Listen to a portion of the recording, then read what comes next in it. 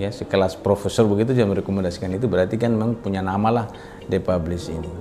Menanya beberapa guru besar juga ya di Jakarta, kata saya kepingin, saya mau terbitkan buku saya, kira-kira di mana yang bagus. Spontan mereka bilang The Publish. Wah.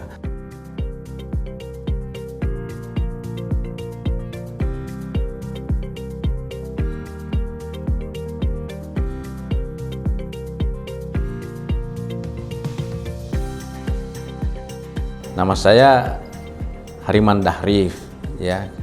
Asal saya sebetulnya asal saya ini dari Sulawesi, tepatnya di Kabupaten Muna, Provinsi Sulawesi Tenggara begitu. Tapi ya karena tugas kami sudah ke Papua itu kurang lebih 23 tahun ya, sejak tahun 97 sampai hari ini. Dan di Papua pun kami juga pertama itu di sebuah kabupaten yang terpencil begitu, di Biak. Di Biaknya dan di tepatnya lagi di Samudra Pasifiknya di Kepulauan Padaidojo sekali. Jadi kurang lebih 5 tahun di situ, dan saya bertugas di Biak secara keseluruhan itu kurang lebih 11 tahun. Jadi tahun 2009 transisi ke 2011 saya pindah ke Jayapura. Dan di Jayapura itu pertama saya ditempatkan di salah satu institusi yang baru, Badan Sumber Daya Manusia begitu di sana. Saya selaku Subit perencanaannya, dan tidak lama kemudian juga meninggal kabitnya dan saya jadi peneliti kabitnya di sana. Lalu saya pindahkan lagi di spesialis yang badan-badan baru, jadi Badan Percepatan, dan hari ini saya ada di Badan Perencanaan Pembangunan Daerah. Sehari-hari saya jabatan saya Kepala Subbidang Pengendalian Administrasi Program, tapi sebenarnya saya ini adalah fungsional perencana sebetulnya. Sekali biduk berlayar pantang mundur haluan begitu kira-kira. Gitu. Jadi kalau sudah berjuang ya berjuanglah sungguh-sungguh, istiqomah dan berdoa, insya Allah sih hasilnya pasti Allah bantu dan pasti kita dapat.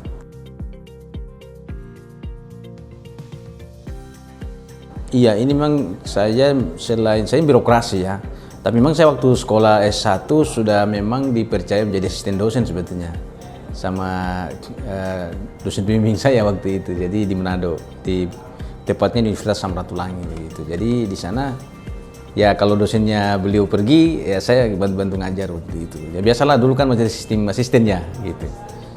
Tapi ya, saya sebetulnya beliau melarang saya untuk masuk jadi birokrasi begitu, nunggu-nunggu kapan bisa menjadi pengajar, tapi ya kita kan mana yang cepat begitu ya. Jadi ada kesempatan jadi pegawai negeri, saya tes dan alhamdulillah keterima begitu. Jadi dan penempatan saya di Biak begitu. Di Biak itu salah satu kabupaten di Papua, dan sejak itu saya memang mengajar juga di sana. Saya mengajar pertama itu di salah satu sekolah yayasan Islam di sana. Saya ngajar mata kuliah metodologi penelitian. Lalu saya mendirikan perguruan tinggi sebetulnya di sana, sebuah akademi perikanan Kamasan Biak. Nah itu kebetulan saya sampai jadi direkturnya juga di situ. Nah itu karena perjalanan waktu saya dipindahkan, ya otomatis saya tinggalkan itu. Lalu di Jayapura memang saya mengajar di beberapa perguruan tinggi memang di sana. Di sehari-harinya memang lebih aktif ada suatu Universitas Yapis ya namanya di sana. Ya lagi-lagi itu kan kebanggaan juga ya, karena universitas yang punya misi Islam lah kira-kira di sana. Yayasan Pendidikan Islam begitu. Tetapi saya biasanya juga ngajar juga di S2 Uncen, lalu kadang juga sampai menguji S3 di program doktoral di Universitas Cendrawasih pada jurusan ekonomi dan jurusan ilmu sosial sampai hari ini.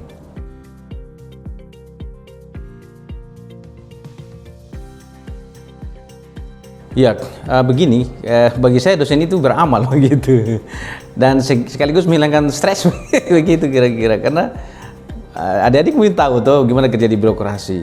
Mungkin karena kalian mungkin belum ya, karena sehari-hari di sini saya tahu persis karena saya juga pernah menjadi seorang wartawan tuh, jadi tahulah kerja di cetak begini enak begitu, semua apa bisa kita keluarin tanpa kita tertekan begitu. Tapi kalau di birokrasi kan ya kita punya ide kadang terpendam, kapan kita keluarin.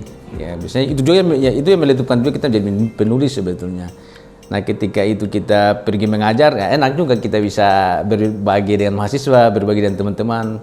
dan apa-apa yang sekiranya itu tertimbun di dalam otak kita di birokrasi kita bisa sampaikan ke mereka, kira-kira begitu. Jadi ya itulah obatlah kita kalau mengajar itu. Bagi kami birokrasi itu obat kalau mengajar.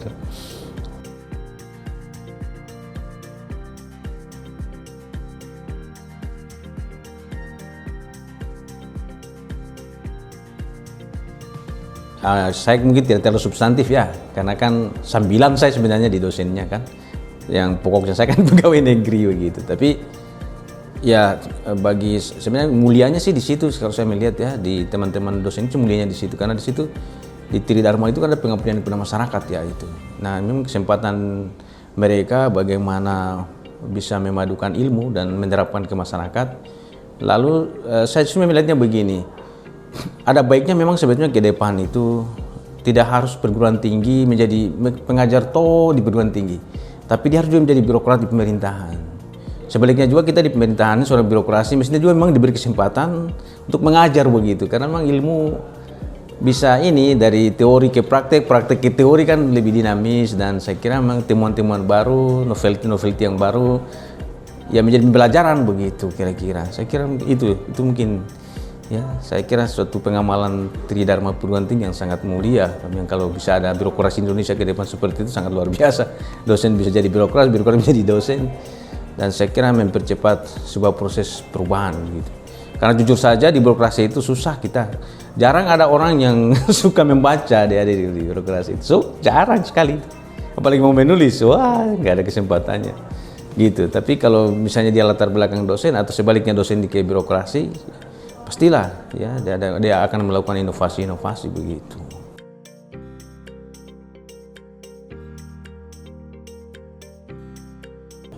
Meskipun mungkin apa itu bisa ya kurangnya perjalanan waktu, dan pasti ya mungkin ya yang Maha Kuasa lah yang menentukan, tapi ikhtiar kita harus ada ya. Apalagi kan sekarang jujur saja sebenarnya kita menghadapi di birokrasi kita menghadapi suatu masa ketidakpastian begitu. Ya, ketidakpastian dalam arti bahwa carut marut lah di birokrasi. Berharap karir yang baik seperti kita yang diharapkan dari ini naik sampai apa di puncak agak sulit sekarang ini modelnya itu. Maka kita memang kita harus membuka beberapa ya, mungkin ada keahlian dari kita harus membuat seperti itu supaya ke depannya mungkin kalau tidak bisa berkarir di birokrasi, mungkin ke depan saya bisa beralih jadi tenaga pengajar. Dan sekarang pun sebenarnya sudah proses transisi itu, karena di birokrasi pun kami banyak kan di fungsionalnya begitu. Jadi enak juga sebetulnya kalau fungsional, kalau tidak dipakai di struktural kami kembali ke fungsional, di fungsional. Terus kalau dipakai lagi kita kembali ke struktural lagi. Memang saya kira ini memang perbaikan ke depan yang memang harus secepat-cepatnya sebetulnya pemerintah ya terapkan ini begitu, supaya memang birokrasi juga ini bisa dinamis, tidak statistis seperti yang selama ini terjadi.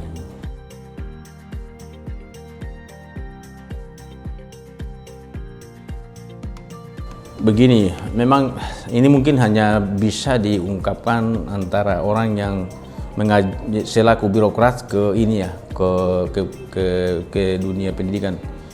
Terutama begini, ada kesan bahwa terutama dari pengetahuan yang sifatnya mungkin bisa dibuat jadi vokasi ya, sekarang kan lagi bergulir itu. Contohnya begini, kadang kita di sekolah dasar atau SMP atau SMA itu orang tua kita ya, kami tidak tahu kalau di sini mungkin adik-adik tidak mengalami itu kan, kami mengalami. Jadi ketika kami mau minta kepada orang tua kami, misalnya mau kursus begitu, kursus bahasa Inggris, kursus apalah keterampilan itu, rasa berat mereka orang tua itu. Mungkin juga karena ketidakadaan atau bagaimana, tapi saya lihat ada juga orang tuanya juga mampu, dia rasa juga katanya susah juga saya minta-minta untuk kursus sama orang tua saya. Celakanya ketika dia sudah selesai di perguruan tinggi dan dia mau melamar pekerjaannya, justru orang tuanya itulah dia berkorban sebanyak-banyaknya dia lakukan, walaupun dia jalan yang tidak benar untuk dia menjadi pegawai negeri misalnya. Ya gitu yang masalahnya. Jadi artinya apa, bahwa mestinya kalau dia berkorban masih SD, SMP, SMA dengan memberikan keterampilan kepada anak-anak itu, mungkin setelah perguruan tinggi tidak ada masalah lagi kan, dengan kendati pun dia tidak menjadi pegawai atau apa, tapi dengan keterampilannya dia bisa survive begitu. Dan ini yang saya terapkan sekarang ke anak-anak saya, atau orang kalau saya jadi pembicara saya sampaikan juga begitu. Gak apa-apa lah, ini memang namanya ternyata memang betul bahwa pendidikan itu investasi saya bilang. Memang harus begitu sekarang. Pendidikan itu kita investasi. Nah, macam adik-adik ini kan sekarang kan. Coba kalau ini kan pasti pengetahuan ini tidak dari perguruan tinggi toh. Hanya karena kreativitas dari teman-teman mengambil ya Samsung job gitu setelah ini kan mungkin saya mau kerja di sini pura-pura. Padahal kan pada akhirnya juga kan menjadi mata pencaharian kan gitu.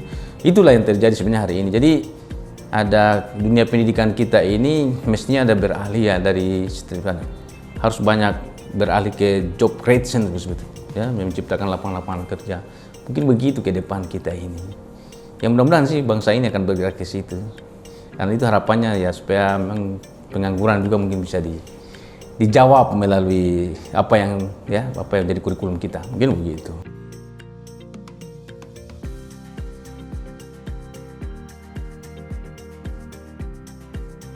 Kalau buku sih, saya kira kan di sini di-publish 3 ya. Saya menerbitkan buku di sini. Pertama kalau saya di Papuanomik ya. Lalu berikutnya menyingkap akar kemiskinan. Lalu yang satu juga yang paling fenomenal sebetulnya yang rambutku lurus, kulitku putih tapi hati dan pikiranku keriting. Sebenarnya itu ya semacam ya kita tinggal tiba di Papua seperti itu ya. Kita pendatang juga seperti itu. Jadi di sini 3, 1 memang ada juga diterbitkan di tempat lain ya. Kalau tidak salah di Kendari juga pernah 1 juga. Yang lain sih di koran cukup banyak sebetulnya. Kalau apalagi saya punya ini juga sekarang di teman lagi buatkan di medsosnya lagi namanya itu yang semacam blog begitu ya. Dan itu juga banyak yang ini. Jadi ya bagi mungkin belum ada apa-apanya tapi ya itulah kita tadi sebetulnya sangat sulit mendapatkan birokrasi.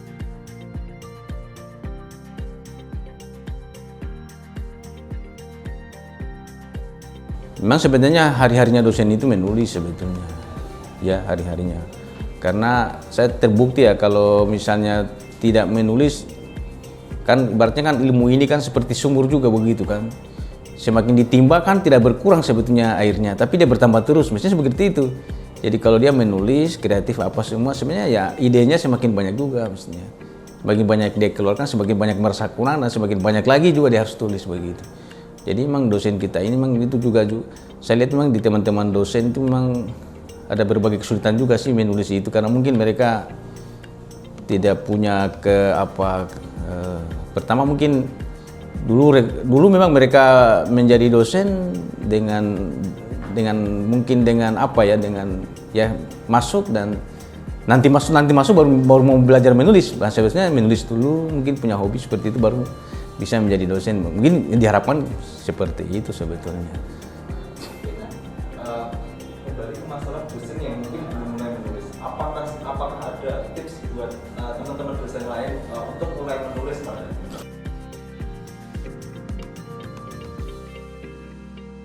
Memang saya sering diminta, bahkan pernah saya di Papua itu tahun berapa itu ada komunitas anak-anak muda yang suka juga mau menulis.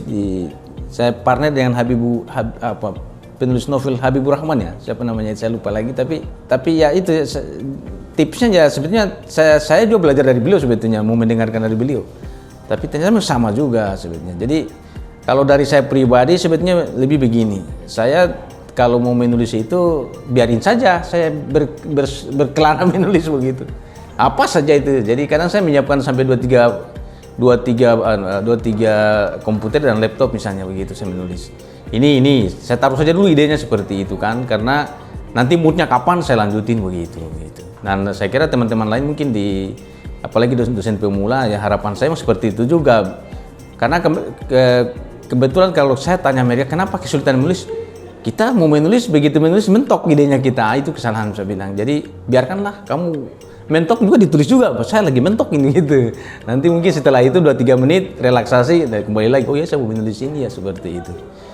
Memang itu, dan memang kita waktu awal mulanya memang saya dibekali sama pelatih Kompas ya, pernah Kompas melatih kami waktu itu. Ya ketika saya kerja di Kormep ya, di Kormep itu semacam penanggulangan Coral Reef itu dari Kompas itu pernah datang ke Biak waktu itu dan mengajarkan kami cara-cara mempublish sebetulnya, mempublish berita-berita tentang pengolahan lingkungan hidup. Nah situ saya tertarik di situ memang. Saya lihat oh caranya dia memakai rumus apa itu yang 5 apa plus mengapa begitu, 5W plus mengapa begitu. Di mana, kapan, begitu seperti itu dan mengapa kayak seperti itu. Dan mereka saya kembangkan pelan-pelan sambil memang perluas wawasan juga akhirnya bisa. Dan itu memang sebenarnya semua orang bisa sebetulnya. Menurut Pak ya, Simbolon sih namanya itu. Yang saya kira dia tokoh senior wartawan di Kompas.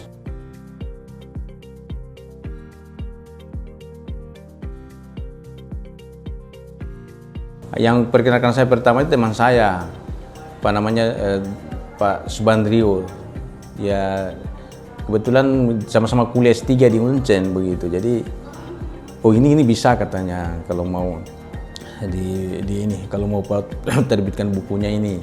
Ya, kebetulan memang waktu itu ya akhirnya itu buku pertama saya itu memang ditulis sama-sama beliau. Jadi dan dia katanya mendapatkan informasi kan dari beliau kemudian kerja di Litbangnya Kabupaten Jayapura ya seperti itu.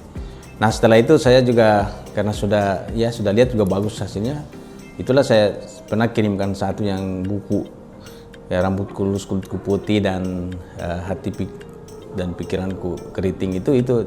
Lalu juga akhir-akhir ini kan saya juga sering ini tanya-tanya begitu. Bahkan saya menanya beberapa guru besar juga ya di Jakarta. Kata saya kepingin saya mau terbitkan buku saya kira-kira di mana yang bagus. Spontan mereka bilang dipublish. Wah. Saya kan diam saja dan ya memang saya sudah 3 buku diterbitkan di sana. Jadi saya pikir itu yang awal mulanya saya berkenalan dan saya pikir sehingga hari ini juga saya pikir karena orang-orang besar juga orang ya sekelas profesor begitu juga merekomendasikan itu berarti kan memang punya nama lah dipublish ini. Dan saya juga tertarik visinya juga sebetulnya dipublish ini memperkerjakan anak-anak muda begitu kira-kira iya.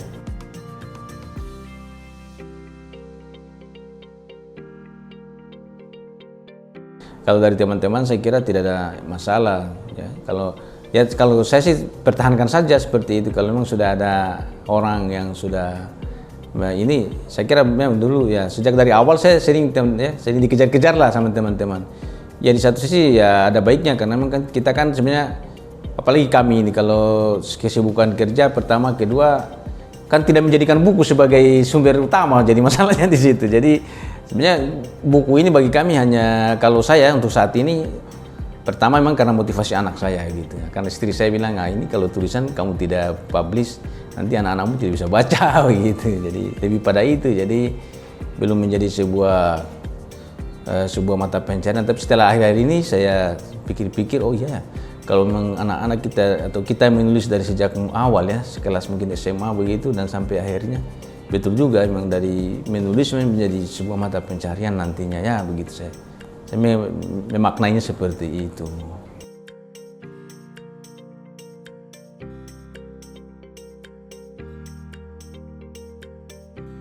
Pertama kan pikiran saya ini penerbit publish ini sekelas apa begitu kan. Tadi juga lihat tempatnya begini, tapi ternyata memang seperti itu ternyata ya selain memang lagi dibuat tempatnya besar juga kalau menurut saya seperti itu dan saya kira bukan karena alasannya, karena saya juga pernah kerja di percetakan sebetulnya waktu kuliah S1 memang tempat-tempat yang begini yang bagus memang jauh dari ya hingar-bingar sehingga semuanya menjadi fokus.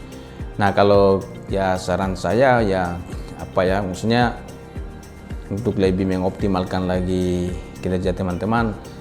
Saya kira terutama saya bilang itu tampilan konten misalnya di variatif selalu ya kalau terutama di covernya lebih update lagi kan sesuai dengan pesanan penulis tentunya ya dan dijiwai bukunya teman-teman bisa menjiwai bukunya baru menampilkan covernya Pak ini cover yang bagus ini seperti itu ya seperti buku tentang kemiskinan ya itu saya nggak tahu siapa yang desain covernya itu menurut saya bagus sekali itu ada pakai tisu hingga seperti itu dan menggambarkan orang Papua dalam kondisi seperti itu.